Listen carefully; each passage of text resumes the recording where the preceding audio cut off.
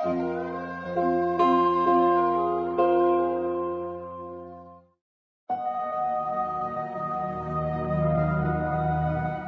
कृष्ण और अर्जुन के बीच एक बातचीत चल रही थी।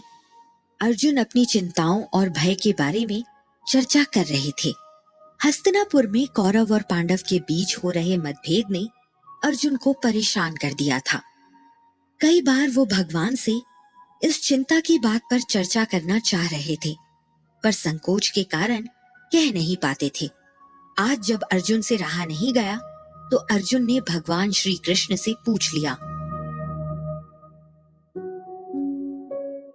कृष्ण, मुझे आजकल डर और किसी चीज के खो जाने की चिंता क्यों होती है?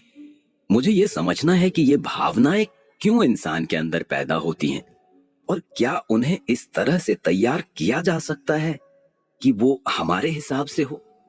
इसके अलावा कृष्ण, चिंता पर जीत कैसे पाई जा सकती है? अर्जुन, तुम्हारे प्रश्नों के जवाब के लिए मैं तुम्हें एक कहानी सुनाऊंगा। एक बार एक बच्चा बगीचे में दोस्तों के साथ खेल रहा था और सभी बच्चे छुपम छुपाई खेल रहे थे। सभी उसे अकेला छोड़कर कहीं किसी कोने में जा छिपे। वो बच्चा जब अपने दोस्तों को ढूंढने निकला तो अचानक उसके सामने एक भयंकर सांप आ गया। उसने डर के मारे चिल्लाया और वहां से भागने की कोशिश की। उसकी आवाज से सारे बच्चे बाहर निकल आए और उसे चिल्लाता देखकर सभी चिल्लाने लगे। एक सांप की वजह से वहां भगदड़ मच गई और उन बच्चों को देखकर सांप भी डर गया और वह भी दौड़ने लगा। आप कृपया कहानी का अर्थ बताएं। अर्जुन, यह कहानी दिखाती है कि डर और चिंता हमारे मन की प्रकृति है और वे हमें भ्रम में डाल सकती हैं। यदि हम इन भावनाओं को नियंत्रित करना चाहें, तो हमें उनकी पहचान करनी चाहिए।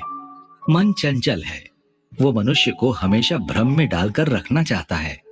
दुनिया में मन की गुलामी जितना निंदनीय कुछ भी नहीं है।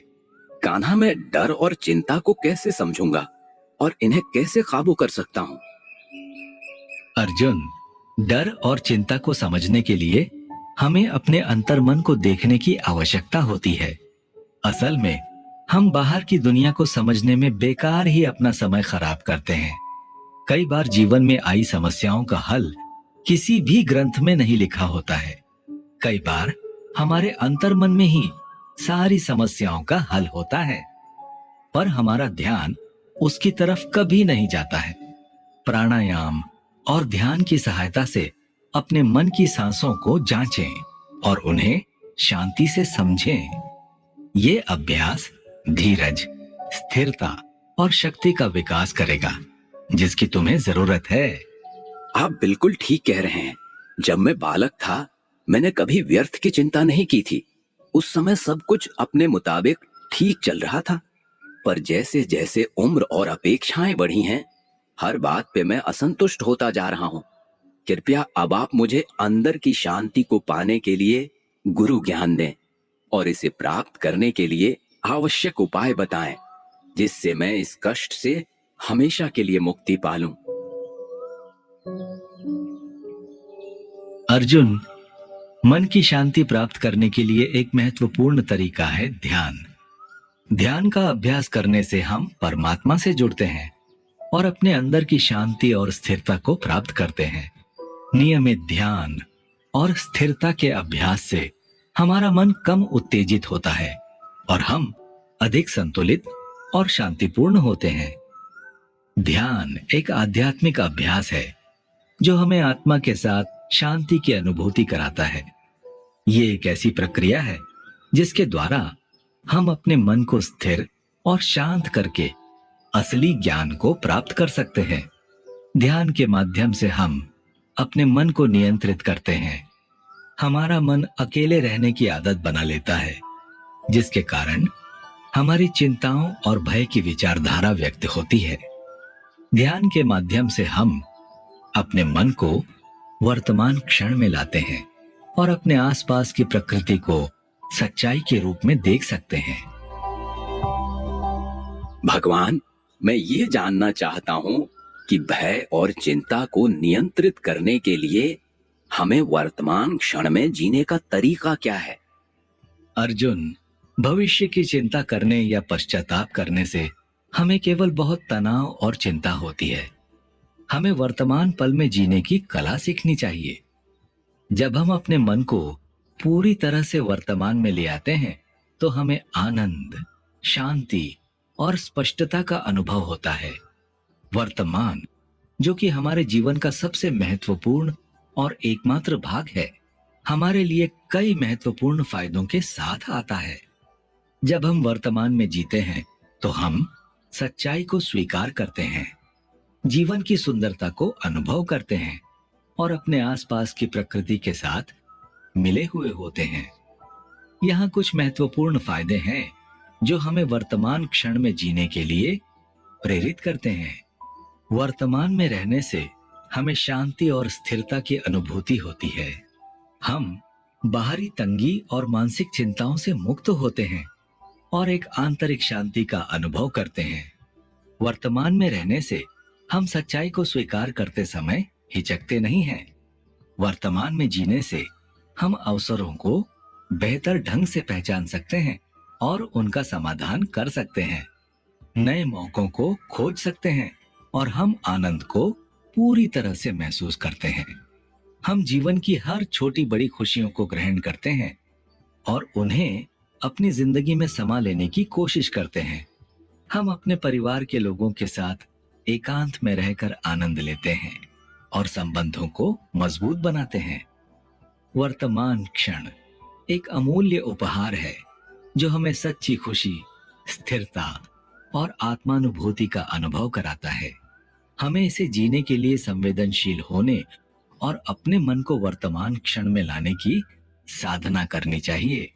हमारी जिंदगी में वर्तमान क्षण का महत्व समझने से हम खुशहाल और संतुष्ट जीवन जी सकते हैं।